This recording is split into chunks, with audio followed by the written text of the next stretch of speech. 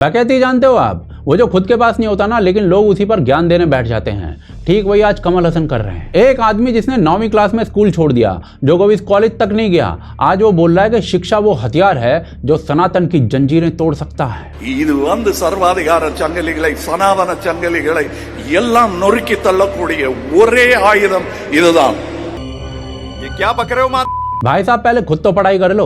अब देखिए, या तो कमल हसन ने कभी सनातन धर्म पढ़ा नहीं है, या फिर उनका ना एक फिक्स एजेंडा है जिसको वो फैला रहे हैं। क्योंकि सच तो ये है कि अगर इस धरती पर कोई रिलीजन है जिसने एजुकेशन को सबसे ज्यादा प्रायोरिटी दी है ना, तो वो सनातन धर्म है। तो ऐसे में इट्स इंपॉर्टेंट कि कमल हसन को सनातन धर्म और एजुकेशन का रिश्ता बता दिया जाए। सनातन धर्म में ना ज्ञान को मोक्ष का मार्ग कहा गया है। विष्णु पुराण में साफ साफ लिखा है, सा विद्या या विमुक्ति, यानी वही विद्या सही है जो मुक्त कर दे। उपनिषदों में कहा गया है, आचार्य देवो भव, यानी कि गुरु को भगवान जैसा मानो, क्योंकि वही तुम्हें सही गलत की समझ देता है। जब दुनिया जंगलों में कच्चा मांस खा रही थी ना, तब भारत में इस प्रकार के गुरुकुल थे, जहाँ कोई गोरा काला अमीर गरीब बिना किसी डिफरेंस के सब साथ मिलकर पढ़ते थे। पुरुषों से लेकर महिलाओं तक सबके लिए एजुकेशन बहुत जरूरी होती थी। एजुकेशन पर कोई फीस नहीं ली जाती थी। यहाँ बच्चों को वेद और धर्म का तो ज्ञान दिया ही जाता था, पर साथ ही गणित, खगोल शास्त्र, आयुर्वेद, व्याकरण, तर्कशास्त्र, संगीत, धातु विज्ञान और शस्त्र विद्या तक सिखाया जाता था। भारत के अंदर ना जाने कितने बड़े बड़े यूनिवर्सिटीज और गुरुकुल हुए, जहाँ देश विदेश से लोग पढ़ने आया करते थे। जब नालंदा यूनिवर्सिटी की लाइब्रेरी को जलाया गया था ना, तो उसमें 9 मिलियन किताबें रखी थी, जिस कारण कई महीनों तक वो जलती रही थी। और यही वजह है कि जब बाकी दुनिया को ठीक से खाना पकाना नहीं आ रहा था ना, तब सनातन दुनिया को एक से एक बड़े वैज्ञानिक और थियोलॉजी दे रहा था। चाहे वो पाणिनि हो, जिन्होंने दुनिया की पहली साइंटिफिक ग्रामर अष्टाध्याय लिखी, जीसस क्राइस्ट के जन्म से भी 500 साल पहले, आर्यभट्ट जिन्होंने बताया कि पृथ्वी अपनी एक्सिस पर घूमती है, पाई की वैल्यू को निकाला और ट्रिग्नोमेट्री के साइन कोसाइन की खोज की। इसके अलावा भास्कराचार्य हैं, जिन्होंने न्यूटन से भी ना जाने कितने सालों पहले कैलकुलस दे दिया था। सुश्रुत हों, जिन्होंने सर्जरी विद्या को दुनिया के सामने लाया था, जिनकी किताब में 300 से ज्यादा सर्जरीज और 120 से ज्यादा सर्जिकल टूल्स डॉक्यूमेंटेड है। या फिर चरक हों, जिन्होंने आयुर्वेद का ज्ञान दुनिया को दिया हो।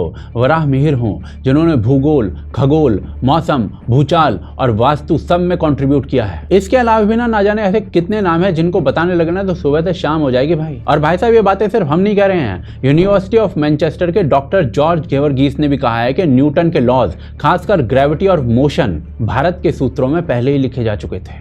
आया था कि इंग्लैंड की प्रसिद्ध मैनचेस्टर यूनिवर्सिटी ने सिर्फ क्लेम नहीं, कंफर्म कर दिया कि आइजैक न्यूटन ने कैलकुलस और ग्रेविटी की थ्योरी भारतीय किताबों से कॉपी की है। अब जरा कमल हसन से पूछे कि क्या भाई साहब यही वो जंजीरें हैं जिनको तुम तोड़ना चाहते हो? उल्टा कमल हसन ना आपको ये नहीं बताएगा कि जिस एजुकेशन की जंजीर की वो बात कर रहे हैं ना, असल में वो अब्राहमिक रिलीजन्स के द्वारा बांधी गई थी। कमल हसन जिस मिशनरी के पैसे पे अपना जीवन चला रहे हैं, उनकी बात कर लेते हैं। क्रिश्चियनिटी बाइबल को एकमात्र ट्रुथ मानती है, यानी जो भी बाइबल में लिखा है वही सही है। और इसी कारण जो लोग बाइबल से अलग हटकर कुछ बातें करते थे ना, उन्हें हेरेटिक या फिर एंटी क्रिश्चियनिटी कहकर मार डाला जाता था। ऑर्थोडॉक्स क्रिश्चियंस तो यहाँ तक मानते थे कि एंशिएंट ग्रीक्स और रोमन मेडिसिन साइंस शैतानी विज्ञान है।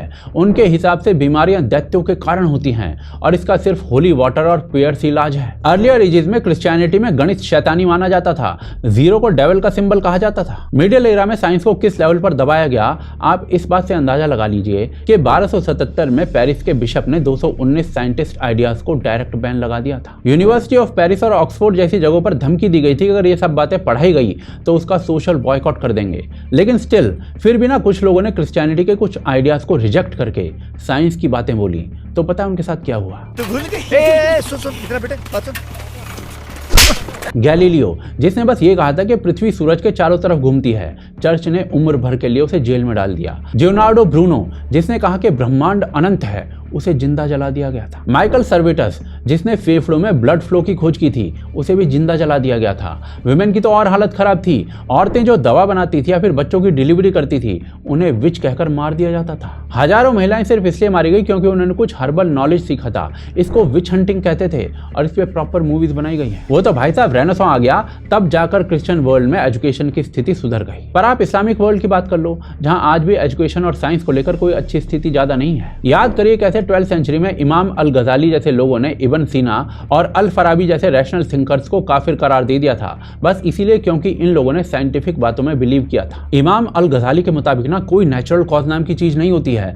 अगर आग कपड़ा जलाती है ना, तो इसका रीजन ये नहीं है कि आग में गर्मी है, सिर्फ रीजन ये है कि ऊपर वाला चाहता है, इसलिए वो जलता है। कोई सेंस है इस बात की?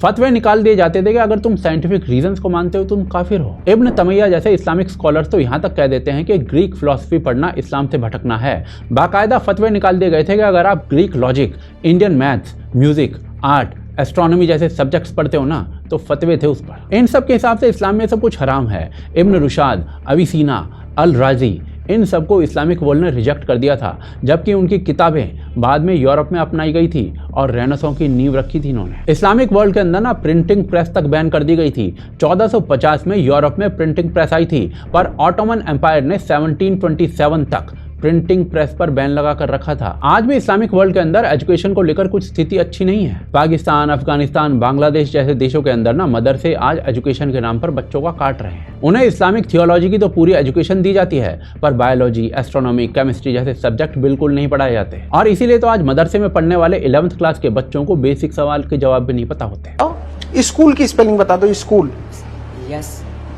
SCOOL।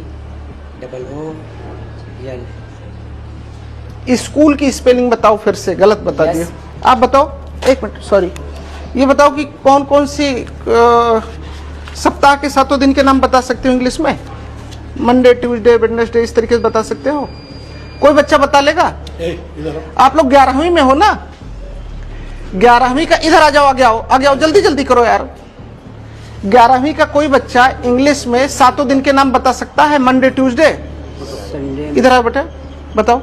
Sunday, Monday, Tuesday, Wednesday, Thursday, Saturday. गिनो फिर से। आज भी इस्लामिक वर्ल्ड में एवोल्यूशन, बिग बैंग, वैक्सीनेशन ये सब कुछ एंटी इस्लाम माना जाता है। आज भी पाकिस्तान की साइंस की बुक में पढ़ाया जा रहा है कि भाई साइंटिफिक लोग जो है ना, साइंटिस्ट तो झूठ बोल रहे हैं, सब कुछ ऊपर वाले ने बनाया है। अफगानिस्तान, सीरिया जैसे इस्लामिक रिपब्लिक्स में आज भी लड़कियों को एजुकेशन लेने की इजाजत नहीं है, क्योंकि औरत अगर पढ़ेगी तो गुनाह होगा। लेकिन ये सब कुछ ना कमल हसन भाई साहब को जंजीरें नहीं लगेंगी, फ्रीडम लगेगी। ये दोगला आदमी है, हम इसकी बात पर भरोसा नहीं कर सकते। असल में दिक्कत ना कमल हसन जैसे लोगों की भी नहीं है। आज वो अपने डूबते हुए पॉलिटिक्स के करियर को फिर से लाइमलाइट में लाना चाह रहे हैं और फिर ये अनाप शनाप बयान दे रहे हैं। पर भाई साहब, भले ही कमल हसन कितनी भी बकैती कर लें, अंदर ही अंदर उनको भी पता होगा कि जितना कोई पढ़ेगा ना उतना ही वो सनातन के करीब आएगा। क्योंकि सनातन धर्म ही एक ऐसा धर्म है जो एजुकेशन से डरता नहीं है, बल्कि उसको प्रमोट करता है। और यही बात कमल हसन को तकलीफ देती है।